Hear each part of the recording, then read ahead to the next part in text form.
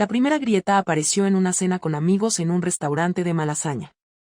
Entre risas y copas de vino, mi marido, Javier, escuchó a un camarero comentar en voz baja: esa chica viene mucho por aquí, siempre con el mismo hombre, pero no es el que está hoy con ella.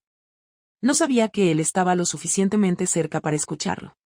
Su sonrisa se congeló en ese instante, y aunque disimuló frente al grupo, algo en su interior se quebró. Yo, ajena a esa frase envenenada, continué charlando como si nada, sin sospechar que aquella noche marcaría el inicio de la caída. A Javier no le hacía falta revisar mi teléfono, ni seguirme en secreto. La confirmación de que algo andaba mal le llegó de la forma más brutal, casual y pública posible, en una sala llena de conocidos. El silencio con el que me miró al salir del restaurante fue distinto a cualquier otro. Ya no era fastidio ni cansancio, era el inicio de una tormenta que se estaba gestando y que acabaría arrasando con todo. Yo aún no lo sabía, pero mi vida matrimonial estaba a punto de convertirse en un campo de batalla. Javier no me dijo nada la noche de la cena, guardó silencio y fingió normalidad mientras caminábamos hacia el coche, pero en su cabeza todo empezó a encajar. El comentario del camarero no era una anécdota más, sino una pieza que completaba dudas acumuladas durante meses, mis viajes frecuentes, mis llegadas tarde con excusas de reuniones que nunca se alargaban tanto, mis súbitos cambios de humor cuando sonaba una llamada que no quería atender delante de él. Lo que hasta ese momento eran sospechas vagas tomó forma nítida. En lugar de interrogarme de inmediato, optó por observarme con frialdad calculada. Durante los días siguientes se mostró distante pero no agresivo, y yo, distraída en mis escapadas con Álvaro, interpreté ese silencio como uno más de los que ya nos acompañaban en casa. Lo que ignoraba era que Javier había decidido verificar la verdad por su cuenta. No contrató detectives ni revisó mensajes, eligió algo mucho más directo. Una semana después de la cena, dijo que tenía que viajar a Zaragoza por motivos de trabajo. Yo no dudé de su explicación y aproveché para citarme con Álvaro en un hotel discreto de Madrid, un sitio que no solíamos usar para evitar rutinas predecibles. Allí, en la habitación de un cuarto piso, creí estar a salvo de cualquier riesgo. Javier, sin embargo, había pedido el día libre, había seguido mi ruta en coche y me observó entrar en el hotel con el hombre que hasta entonces era invisible para él. Subió al mismo ascensor unos minutos después, esperó en el pasillo, vio con sus propios ojos cómo yo abría la puerta y dejaba pasar a Álvaro, y entonces comprendió que el comentario del camarero no había sido un error. La reacción inicial no fue un estallido. Javier no irrumpió en la habitación, no golpeó la puerta, no gritó. Se limitó a hacer una fotografía con su móvil, yo entrando de la mano de otro hombre en un hotel en el centro de Madrid. Esa imagen, seca y contundente, era suficiente para destruir cualquier explicación que yo intentara dar más tarde. Salió del lugar sin que yo me diera cuenta y regresó a casa con el pulso acelerado pero la mente fría. No buscaba confirmar nada más, lo había visto todo. Al regresar al apartamento esa noche, lo encontré sentado en el salón, con las luces apagadas y la televisión encendida sin sonido. Había abierto una botella de vino y el vaso estaba lleno hasta la mitad. Yo fingí cansancio del trabajo y repetí el guión habitual: reuniones interminables, clientes exigentes, tráfico insoportable en la Castellana. Javier me escuchó en silencio, con la mirada fija en mí como si estuviera calculando cada gesto, y cuando terminé mi relato inventado, simplemente respondió: ¿de verdad quieres que crea todo eso? Mi cuerpo se tensó, pero traté de mantener la calma y sonreí como si no hubiera entendido la pregunta. Entonces sacó el teléfono del bolsillo, giró la pantalla hacia mí y me mostró la fotografía. En ese instante sentí como el suelo se abría bajo mis pies. No había manera de negar lo evidente. Allí estaba yo, sujetando la mano de Álvaro frente a la puerta del hotel. No eran mensajes ambiguos ni sospechas vagas, era una imagen incontestable. Intenté decir algo, pero no encontré palabras. Javier dejó el móvil sobre la mesa y añadió con una voz contenida, sin gritar pero con un filo que helaba: te vi entrar, te vi sonreírle, te vi como hace años dejaste de sonreírme a mí. No hace falta que inventes nada más. Me quedé de pie frente a él, paralizada, incapaz de decidir si debía confesar o intentar una explicación imposible. El silencio se hizo tan largo que parecía ahogarme, y entonces balbuceé que no era lo que parecía, que las cosas estaban confusas, que no quería hacerle daño. Javier se levantó de golpe, volcó la copa de vino sobre la alfombra y me interrumpió: no juegues conmigo, Marina. Te vi. Llevas tiempo engañándome y lo único que me duele ahora es haber tardado tanto en darme cuenta. El resto de la noche transcurrió en una tensión insoportable. Yo intentaba acercarme, él se apartaba. Yo buscaba tocar su mano, él se encerraba en la habitación. No hubo golpes ni gritos desesperados, pero sí una frialdad que cortaba más que cualquier insulto. Lo único que me dijo antes de cerrar la puerta fue: mañana hablaremos, hoy no tengo fuerzas para mirarte más. Esa madrugada no pude dormir. Me quedé en el sofá, repasando en mi cabeza cada decisión que me había llevado hasta allí. Intentaba convencerme de que había una salida, de que quizá Javier podía entender que mi relación con Álvaro era un error, un desvío sin importancia. Pero en el fondo sabía que nada volvería a ser igual. La fotografía en su móvil no era solo una prueba, era la línea que separaba nuestra vida anterior de lo que vendría después. Al amanecer lo escuché prepararse para ir a trabajar. Pasó por el salón sin mirarme, tomó las llaves del coche y dijo con voz seca: no intentes hablarme hoy, necesito pensar.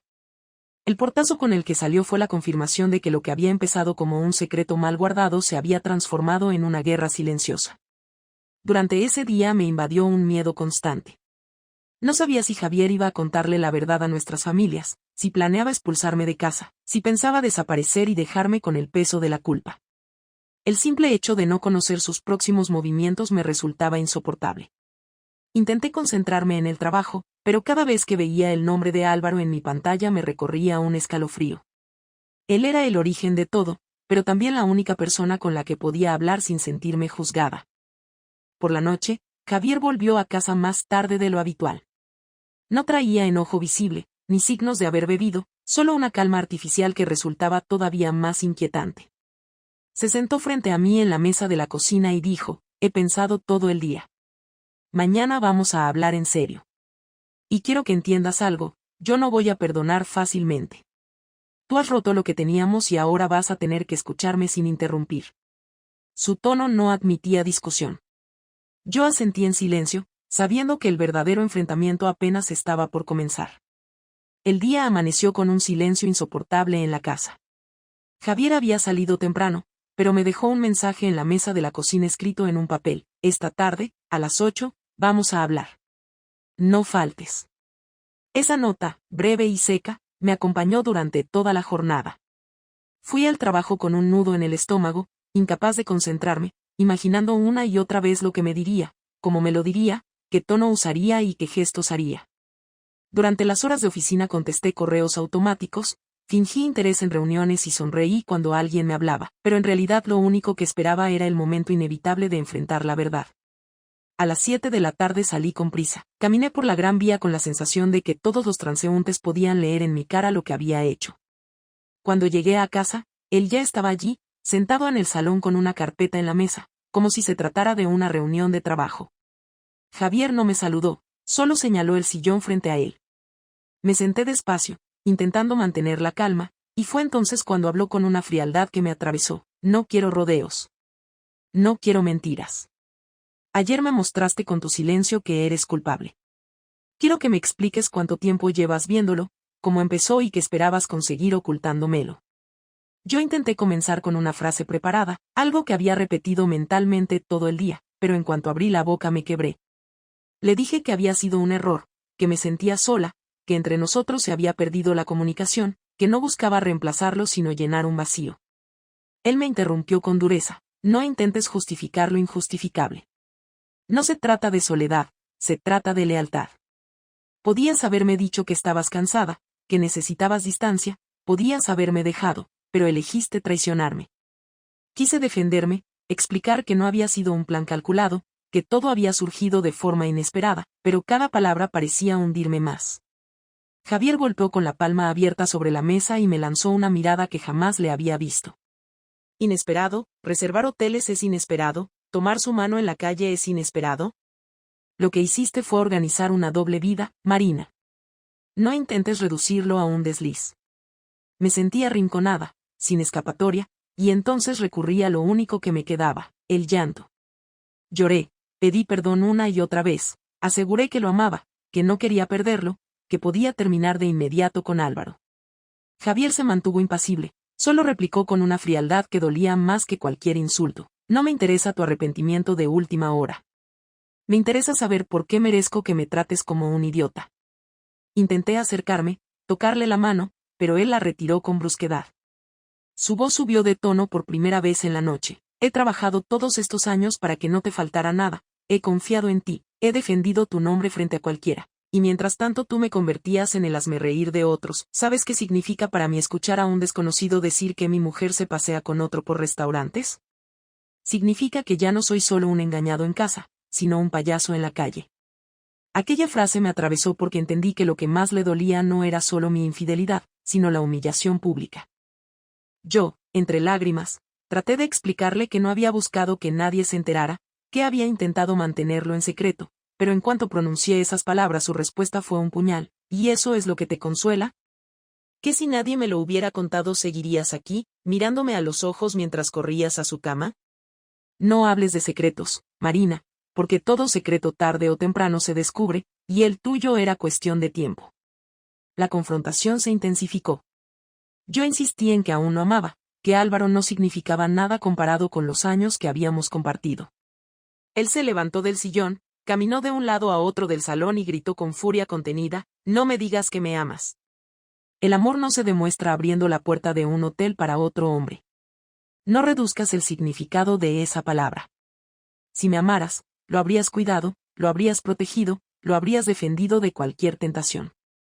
Pero preferiste destruirlo con tus propias manos».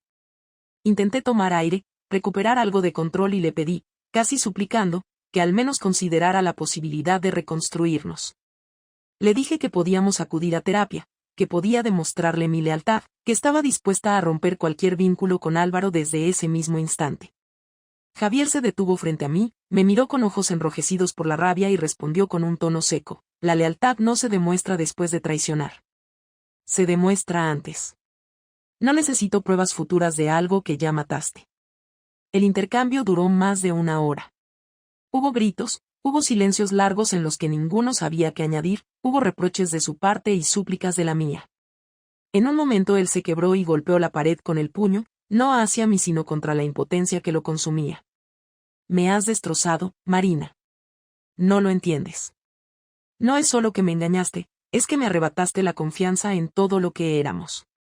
Y eso no se recupera con palabras». Yo trataba de acercarme, de calmarlo, pero cada intento era rechazado. Finalmente, cuando ya parecía que no quedaba nada más que decir, Javier se sentó de nuevo, respiró hondo y con un tono más bajo, casi susurrado, pronunció lo que sería la sentencia final de esa noche. «No sé qué voy a hacer todavía, pero ten claro que no habrá olvido. Tú decidiste cruzar una línea y ahora vas a vivir las consecuencias. No soy un hombre que se queda quieto después de ser traicionado». Me quedé helada, porque en su voz no había solo dolor, había una determinación que anunciaba algo peor. Yo seguía llorando, intentando convencerme de que aún podía salvar nuestro matrimonio, pero Javier ya no estaba en disposición de escuchar. Se levantó, se fue a la habitación y dejó tras de sí un silencio denso, cargado de amenaza. Yo entendí entonces que el enfrentamiento no había sido el final de la tormenta, sino apenas el inicio de algo mucho más oscuro. Durante los días posteriores a la confrontación, Javier mantuvo un comportamiento inquietante. No me gritaba, no discutía, no hacía comentarios hirientes, pero su silencio y la forma calculada en que evitaba mirarme eran más dolorosos que cualquier insulto. Yo intentaba acercarme, preparar cenas, iniciar conversaciones, mostrar arrepentimiento, pero él parecía estar midiendo cada uno de mis movimientos como si fuera un juez esperando el momento exacto para dictar sentencia. Sabía que tramaba algo porque había un orden extraño en su rutina: salía más temprano de lo habitual, regresaba tarde, recibía llamadas en voz baja y nunca dejaba el ordenador abierto. No era el comportamiento de un hombre resignado, sino de alguien que estaba preparando una jugada definitiva. Una mañana recibí un correo inesperado de recursos humanos en la empresa. El asunto decía solicitud de confirmación de relación de intereses. Abrí el mensaje con el corazón acelerado y leí que habían recibido una comunicación formal en la que se advertía de mi posible conflicto de intereses con un consultor externo llamado Álvaro Torres. Me pedían aclarar si existía un vínculo personal que hubiera podido influir en decisiones del proyecto. Sentí que la sangre me abandonaba el rostro porque esa información era confidencial, nadie podía haberlo sabido salvo Javier. Enseguida comprendí que él había sido quien había enviado esa denuncia anónima. No era una sospecha, era su forma de herirme donde más me dolía, en mi carrera, que tanto me había costado construir. Intenté llamarlo al trabajo, pero no respondió. Cuando por fin regresó a casa esa noche, lo enfrenté con el correo en la mano. Mi voz temblaba entre la furia y el miedo. ¿Fuiste tú? ¿Eres tan cruel que me quieres destrozar también en el trabajo? Javier me miró con una calma que resultaba insoportable y dijo, no he hecho nada que no merezcas. Te divertiste jugando con tu amante en hoteles pagados con tus dietas de viaje, ahora asume las consecuencias. Si en tu empresa descubren que tus decisiones estaban influenciadas por tus noches con él, entonces no soy yo el culpable, eres tú. Sentí rabia porque sabía que él había manipulado la situación para que sonara verosímil, y lo más humillante era que yo no podía negar la relación, porque existía. Durante los siguientes días, la investigación interna se volvió una pesadilla. Me llamaron a reuniones con directores, tuve que escuchar insinuaciones veladas sobre mi profesionalidad, y mientras tanto Álvaro me pedía calma y me prometía que no pasaría a mayores. Pero yo sabía que detrás de esa tormenta estaba Javier, moviendo hilos con precisión. En casa la tensión se volvía insoportable. Él no alzaba la voz, no me tocaba, no me insultaba, simplemente me observaba con una frialdad absoluta y cada tanto soltaba frases cortas que me helaban. Todo lo que empieza mal, termina peor o el daño real aún no lo has visto. El golpe final llegó un viernes por la tarde. Regresé a casa agotada después de una reunión disciplinaria en la empresa y encontré mis pertenencias empaquetadas en cajas en el salón. La ropa, los documentos, incluso los objetos más pequeños estaban perfectamente ordenados como si hubiera contratado a alguien para hacerlo. Sobre una de las cajas había una carpeta con documentos legales.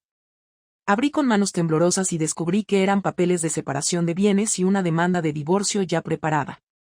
Junto a esos documentos, había impresas varias fotografías, la del hotel, otra en la que se nos veía a Álvaro y a mí saliendo de un restaurante, y una más capturada con el teleobjetivo de alguien, probablemente un fotógrafo privado, en la que aparecíamos besándonos en el coche. Javier había conseguido pruebas suficientes para hundirme no solo en lo personal, sino también en lo económico y lo social. En cuanto lo vi entrar, lo enfrenté con desesperación. ¿Qué es esto, Javier? ¿Vas a humillarme hasta el final? ¿Quieres arruinarme en cada aspecto de mi vida? Él se quedó de pie, sin acercarse, y me respondió con un tono sereno que resultaba aún más cruel que los gritos. No necesito arruinarte, tú sola lo hiciste. Yo solo estoy mostrando al mundo lo que eres. Tú decidiste engañarme, ahora yo decido no protegerte más. Durante años me preocupé de cuidar tu imagen, de sostener tu carrera, de ser tu apoyo. Ese hombre con el que me traicionaste no se preocupa por ti, yo sí lo hice. Y ahora lo único que voy a hacer es liberarme de ti para siempre. Intenté suplicar, recordarle nuestros años juntos, pedirle que no llevara el divorcio al terreno público, que no mezclara a mi empresa ni a nuestras familias, pero su rostro permanecía impenetrable. No soy yo quien los mezcla, eres tú. ¿Pensabas que podías tener dos vidas y que nunca se cruzarían? El mundo es más pequeño de lo que creías. Y ahora ya no soy tu cómplice en el silencio. Lo más devastador llegó cuando me anunció que ya había hablado con mis padres. Ellos merecen saber con quién se casó su hija. Ya no voy a ser yo quien cargue con la vergüenza. Que ellos también juzguen.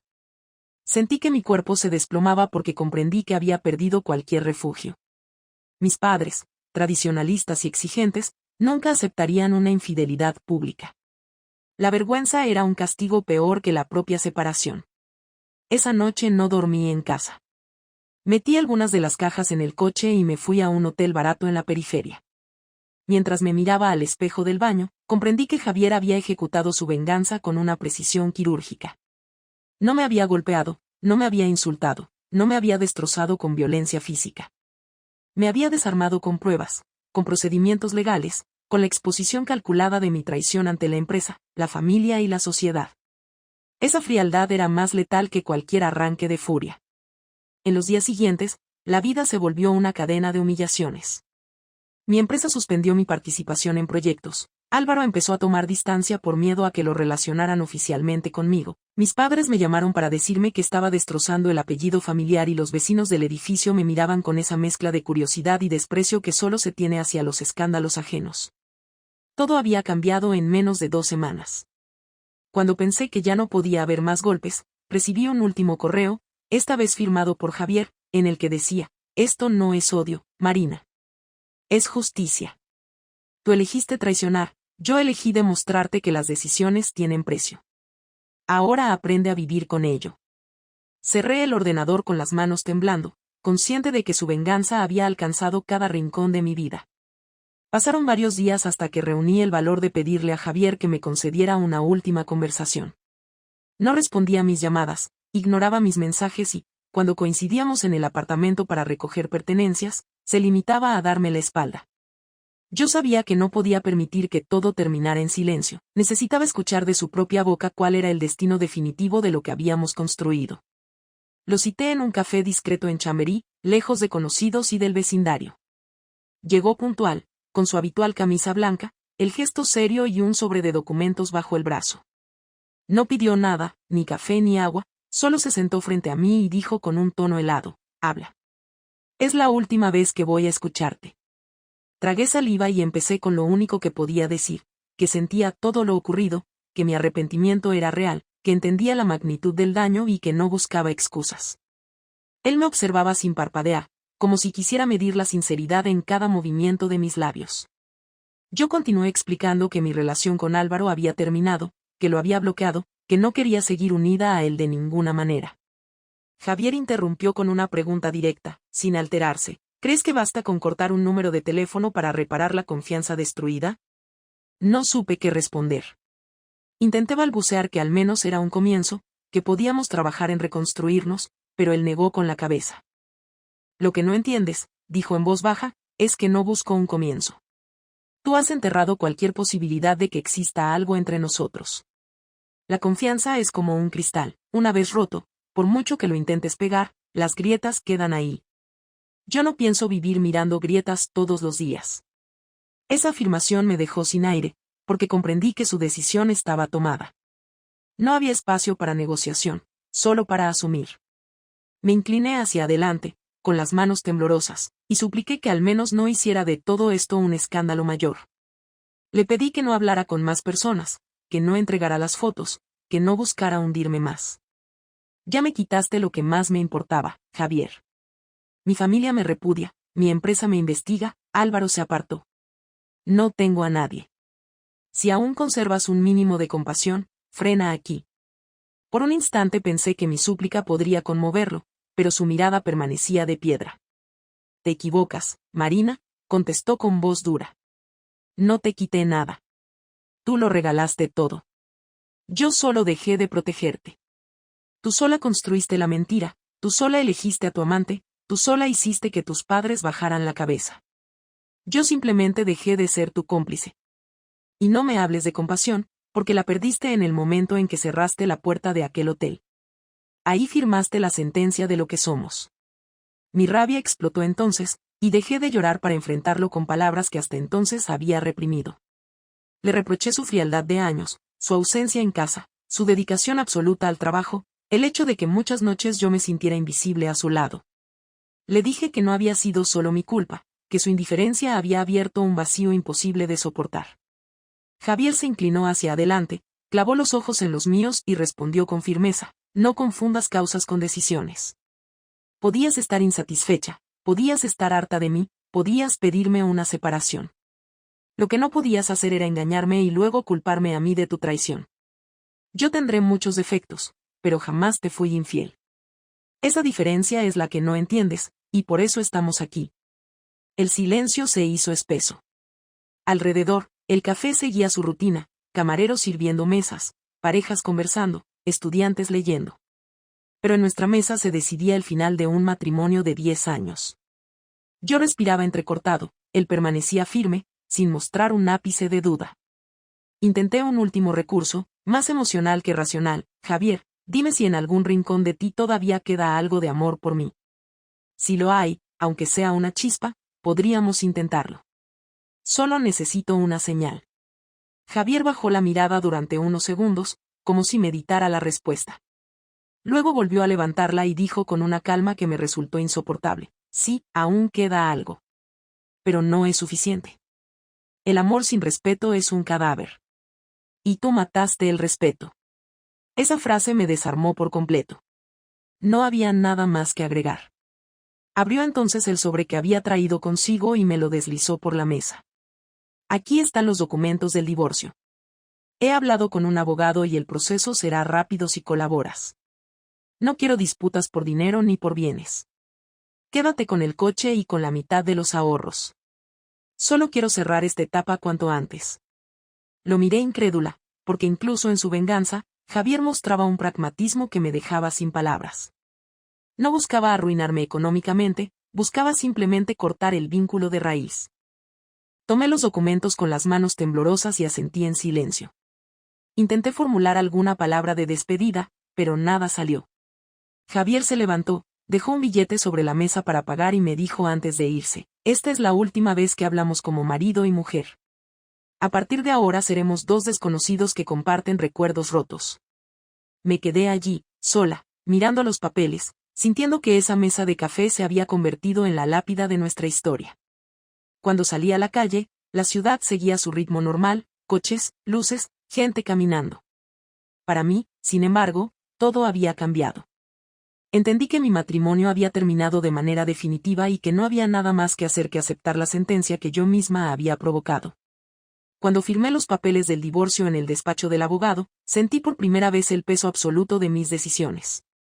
La pluma temblaba en mi mano y cada trazo de mi firma era un recordatorio de que estaba cerrando una etapa que nunca podría recuperar.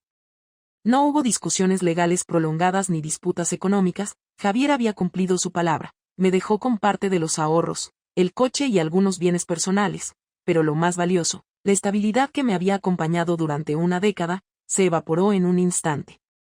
Al salir a la calle, me quedé parada en la acera sin saber hacia dónde caminar.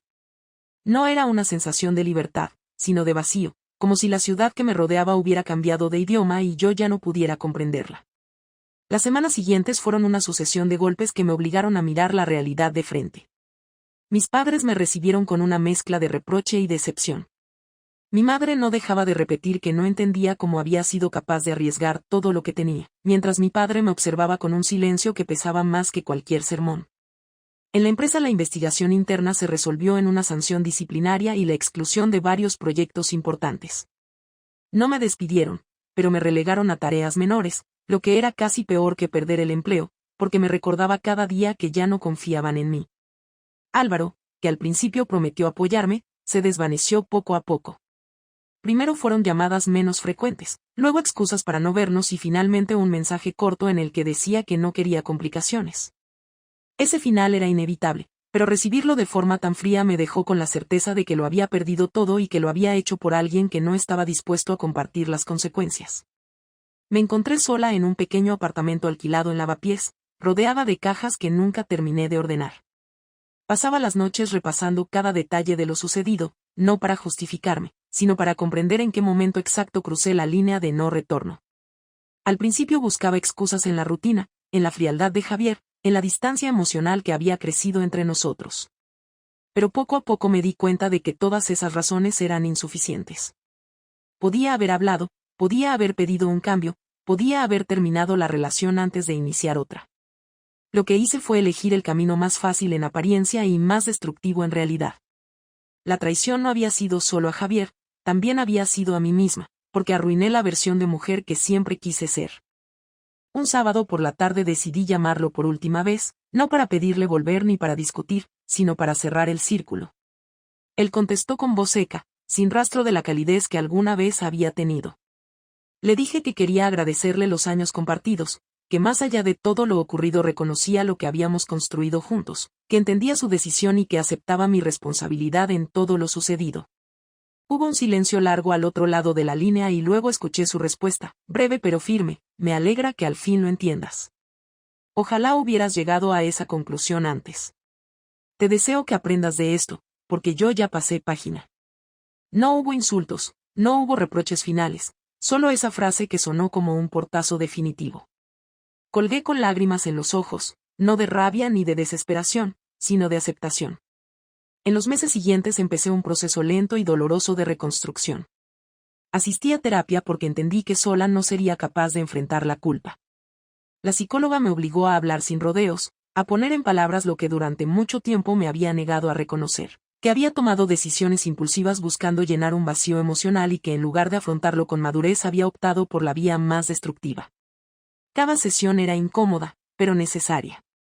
Me enfrentaba a la imagen de mí misma que había tratado de esconder, una mujer que había elegido mal y que ahora debía aprender a cargar con las consecuencias sin culpar a nadie más.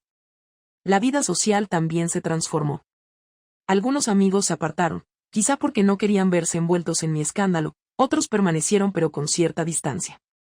Aprendí a distinguir entre quienes estaban por conveniencia y quienes realmente se preocupaban por mí. Esa depuración, dolorosa en un inicio, me permitió construir un círculo más pequeño pero auténtico. Comprendí que parte de mi error había sido buscar validación constante en miradas externas en lugar de fortalecer mi propia seguridad. Un día, caminando por el retiro, recordé una de las últimas frases de Javier: el amor sin respeto es un cadáver. Al principio esa sentencia me había sonado cruel, pero con el tiempo comprendí su verdad. Yo había confundido deseo con afecto, atención con amor, escape con libertad. Había olvidado que una relación se sostiene en la confianza mutua, y cuando se rompe, no importa cuánto afecto quede, la estructura se derrumba.